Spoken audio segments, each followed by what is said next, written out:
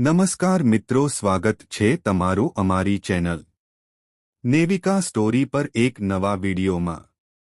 મિત્રો, ચૈત્ર મહિનો પૂરો થાય તે પહેલા અથવા ચૈત્ર મહિનાના દિવસોમાં જો તમે કોઈપણ એક દિવસે મીઠું ઘરના 4 ચોક્કસ સ્થાન પર મૂકી દો તો વર્ષભર સુખ, શાંતિ અને સમૃદ્ધિ આવી શકે છે।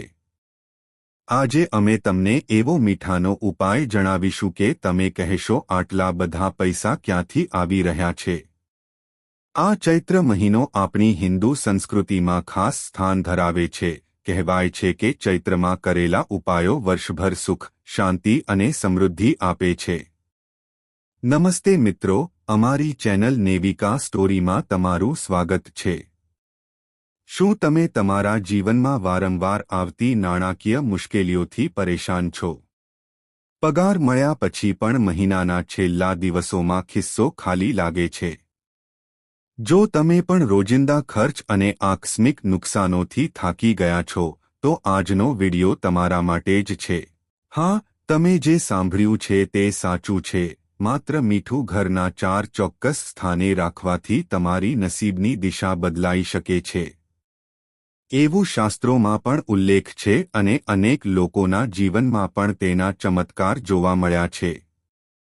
તમે વિચારી રહ્યા હશો કે એવું શું છે આ મીઠામાં? શું ખરેખર આટલી બધી શક્તિ હોઈ શકે? જવાબ છે હા।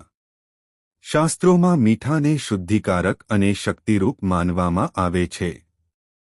ઘર કે જીવનમાં અદૃશ્ય બાધાઓ, તંત્ર મંત્ર, ખરાબ નજર કે નકારાત્મક ઉર્જા હોય, મીઠું એ બધાને પોતાની અંદર ખેંચી લે છે। પણ સાચા પરિણામ માટે તમારે મીઠું ચોક્કસ 4 જગ્યાએ મૂકવું પડશે અને એ પણ ચોક્કસ પદ્ધતિથી। તો મિત્રો, વિડીયોમાં આગળ વધતા પહેલા જો તમે ઈચ્છતા હોવ કે માતા લક્ષ્મીની કૃપા તમારી ઉપર સદા રહે, તો આ વિડીયોને લાઇક કરો અને કમેન્ટમાં જય માં લક્ષ્મી જરૂર લખી દેજો। અને એક વાત ખાસ ધ્યાનમાં રાખજો, જો તમે વિડીયો અધૂરો જોઈને છોડો તો આ ઉપાય તમારા માટે કાર્ય કરશે નહીં, એટલે છેલ્લી સેકન્ડ સુધી જોઈ જ લેજો, નહીં તો શક્યતાઓ તમારા હાથમાંથી સરી જશે।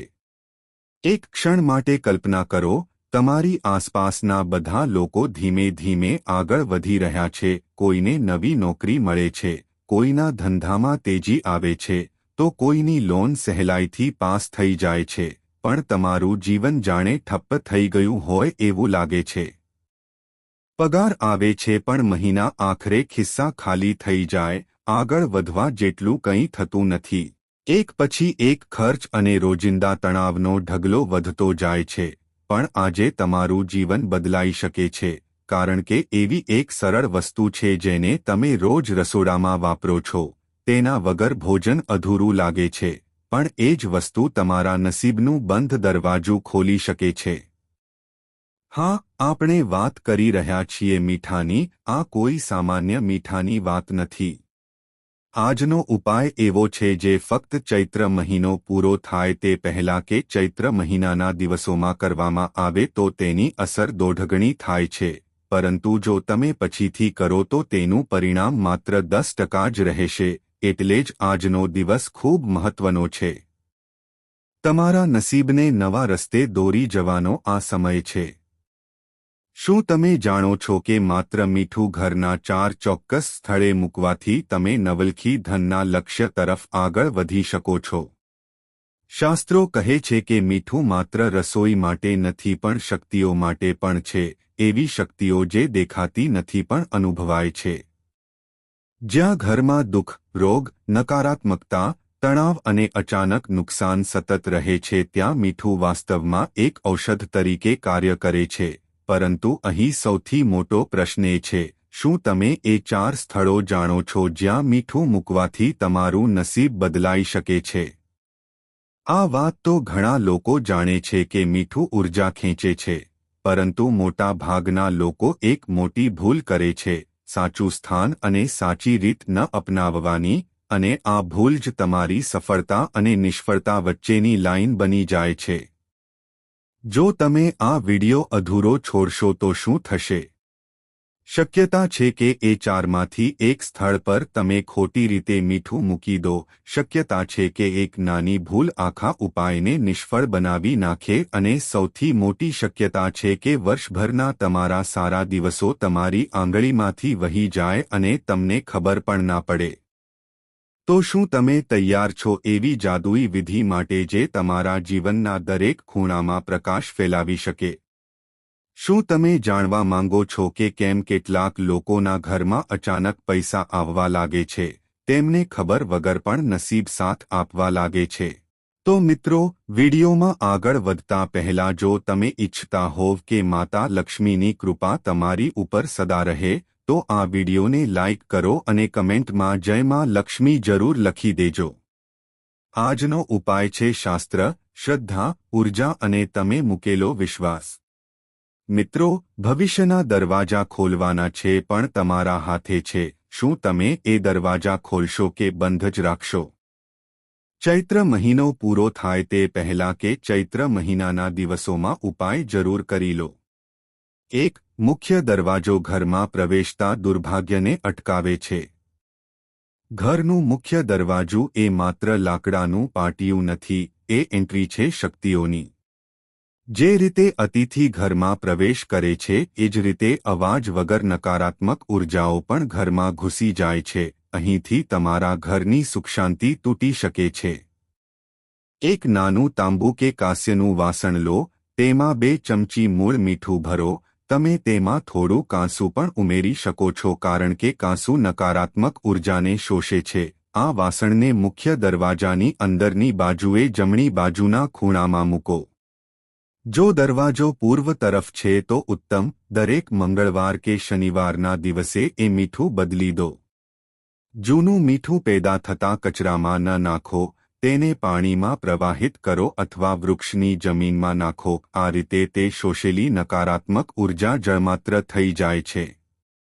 અચાનક ઘરમાં શાંતિ અનુભવાશે. અજાણ્યા ડર, અશાંતિ, છોકરાઓમાં ચીડિયાપણું કે પતિ-પત્ની વચ્ચેના વાદવિવાદ ઘટશે અને ધંધામાં પ્રવેશતા અવરોધ પણ ઓછા થશે. બીજો ઉપાય રસોડું, જે ઘરનું લક્ષ્મી સ્થાન છે. સમૃદ્ધિનું વાવેતર રસોડામાંથી શરૂ થાય છે. રસોડું એ ઘરની લક્ષ્મી છે. જો ત્યાં તણાવ હોય, અગ્નિદોષ હોય કે વાસ્તુખોટ હોય તો ઘરમાં નાણાં અટકી જાય છે. ભોજનમાંથી ઉર્જા મળે છે અને મીઠું એ ભોજનનું અંતિમ પરિપૂર્ણત્વ છે. ચાંદી કે તાંબાની નાની વાટકી લો, તેમાં 1 ચમચી સમુદ્રી મીઠું ભરો. હવે તેને રસોડાની દક્ષિણ-પૂર્વ અગ્નિકોણ દિશામાં મૂકો. જો એ દિશામાં જગ્યા ન હોય તો જ્યાં ભોજન તૈયાર થાય છે એ નજીક મૂકી શકો. આ મીઠું દર શુક્રવારના દિવસે બદલો. જૂનું મીઠું બહારના વાસણમાં એકત્ર કરો અને તેને રાત્રે હળવી માટીની નીચે દફનાવો. આ ઉપાયથી અનાજની કમી કદી નહીં થાય. ઘરમાં અચાનક મહેમાન આવે તો પણ બધું ઉપલબ્ધ રહેશે. ધંધામાં વૃદ્ધિ થશે. ઘરનું મેડિકલ ખર્ચ ઘટશે અને ધનલક્ષ્મી સ્થિર થશે. તો મિત્રો, વિડીયોમાં આગળ વધતા પહેલા જો તમે ઈચ્છતા હોવ કે માતા લક્ષ્મીની કૃપા તમારી ઉપર સદા રહે, તો આ વિડીયોને લાઇક કરો અને કમેન્ટમાં જય માં લક્ષ્મી જરૂર લખી દેજો. ઘણીવાર આપણે સૂઈએ પણ ઉઠીએ ત્યારે થાકેલા હોઈએ છીએ. એ શરીરનો નહીં ઉર્જાનો થાક હોય છે. શયન કક્ષામાં નકારાત્મક ઉર્જા હોય તો મગજ બોજાઈ જાય છે. દુઃખદ સ્વપ્નો, દુઃખદ યાદો અને સંબંધોમાં ખટાશ વધે છે. એક સફેદ કાગળ લો, તેમાં 1 ચમચી મીઠું મૂકો અને તેને એક લિફાફા જેવી રીતે ફોલ્ડ કરો. હવે એ લિફાફાને પલંગની નીચે માથાના ભાગે નહીં પરંતુ પગ તરફ રાખો. દરેક શુક્રવારના દિવસે એ લિફાફો બદલો. જો તમે નિયમિત રીતે મંત્ર જાપ કરો છો તો મીઠું મૂકતી વખતે શાંતિ શાંતિ શાંતિ બોલો. તમે શાંતિની તરંગો જગાવશો. ઘોંઘાટમાં પણ મન શાંત રહેશે. સંબંધોમાં પ્રેમ વધશે અને સંતાન સાથેનો તણાવ ઓછો થશે. તમે નવી મંજિલ વિશે વિચારશો જે તમે પહેલાં કદી ન કરતા હતા. ચોથો ઉપાય બાથરૂમ અને ટોયલેટમાં ઉર્જાનો પ્રવાહ ચાલુ રાખો. ઘરના બાથરૂમ અને શૌચાલય એ એવું સ્થાન છે જ્યાં શરીર અને મન બંને શુદ્ધ થાય છે. પરંતુ એ જ જગ્યા જો ગંદી, ભીંજેલી કે ઉર્જાવિહીન રહી જાય તો ત્યાંથી ઘરમાં અવરોધો શરૂ થાય છે. નોકરીના ઇન્ટરવ્યૂ, વિઝા, કોર્ટ કેસ કે લગ્નમાં અટક પડતી હોય તો એક નજર અહીં ફરજિયાત કરો. એક પ્લાસ્ટિક અથવા સ્ટીલનો નાનો ડબ્બો લો, તેમાં 2 ચમચી મીઠું ભરો, થોડુંક કપૂર પણ ઉમેરી શકો છો. હવે એ ડબ્બાને બાથરૂમના ખૂણામાં મૂકો જ્યાંથી તે પગ નીચે ન આવે. દર શુક્રવારના દિવસે એ મીઠું બદલવું જરૂરી છે. જૂનું મીઠું સિંકમાં વહાવી દો અથવા દૂર સ્થિત છોડની આસપાસ છાંટો. આકાશમાં ફસાયેલા કામ નક્કી થયા જેવા આગળ વધવા લાગશે. ઘરના દરેક સભ્યને કંઈક શુભ થયું છે એવો અનુભવ થશે અને જીવનમાં નવી તાજગી આવશે. આ 4 ઉપાયો સરળ લાગતા હોય છે, પરંતુ જે ભરોસો, વિશ્વાસ અને નિયમિતતા સાથે તમે તેને અજમાવો છો એ જ તમારા જીવનની ચાવી છે. ચૈત્ર મહિનો પૂરો થાય તે પહેલા અથવા ચૈત્ર મહિનાના દિવસોમાં આજે તમે માત્ર મીઠું રાખી રહ્યા નથી પરંતુ સાથે રાખી રહ્યા છો આશા, શાંતિ અને સમૃદ્ધિ. મિત્રો, ઘણીવાર દુઃખ, બીમારી, ઝઘડા અને પૈસાની તંગી આ બધું આપણું નસીબ નહીં પણ કોઈ ભયાનક તાકાતનું પરિણામ હોઈ શકે છે. આવી તાકાતો ઘરના એક ખૂણાથી શરૂ થાય છે અને આખા પરિવારને ગળી જાય છે. શું તમે ક્યારે અનુભવ્યું છે કે ઘરમાં જતાં જ મન ભયભીત થાય છે? ઘરની દિવાલો તો એ જ હોય છે પણ વાતાવરણ એવું હોય કે શ્વાસ લેવામાં પણ કઠિનાઈ લાગે. મારા ઘણા દર્શકોની એક જ ફરિયાદ હોય છે કે ઘર શાંતિથી નથી ચાલતું. હવે હું તમને એક એવો ઉપાય કહું છું જે તાંત્રિકો છુપાવે છે કારણ કે તેમને તમારું દુઃખ ચાલુ રહે એમાં ફાયદો છે. મિત્રો, ઉપાય છે મીઠું. તો મિત્રો, વિડીયોમાં આગળ વધતા પહેલા જો તમે ઈચ્છતા હોવ કે માતા લક્ષ્મીની કૃપા તમારી ઉપર સદા રહે, તો આ વિડીયોને લાઇક કરો અને કમેન્ટમાં જય માં લક્ષ્મી જરૂર લખી દેજો. આપણા રસોડાનું મીઠું પણ કેટલી તાકાત ધરાવે છે તે તમે વિચારી પણ નહીં શકો. હવે હું તમને આ અસલ ઉપાય ચરણવાર સમજાવું છું. સૌથી પહેલા તમારા ઘરના ચારે ખૂણા શોધો. તે ખૂણા કેબિન પાછળ હોય કે ફર્નિચર પાછળ, બધે નજર કરો. હવે દરેક ખૂણામાં એક કાચનો ગ્લાસ અથવા બરણી લો.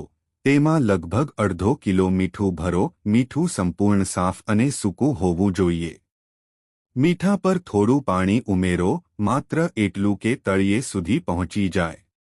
આ ઉપાય ચૈત્ર મહિનો પૂરો થાય તે પહેલા કે ચૈત્ર મહિનાના દિવસોમાં શરૂ કરો. સાથે સાથે સોમવાર અથવા શનિવારના દિવસથી શરૂ કરશો તો વધુ શુભ માનવામાં આવે છે.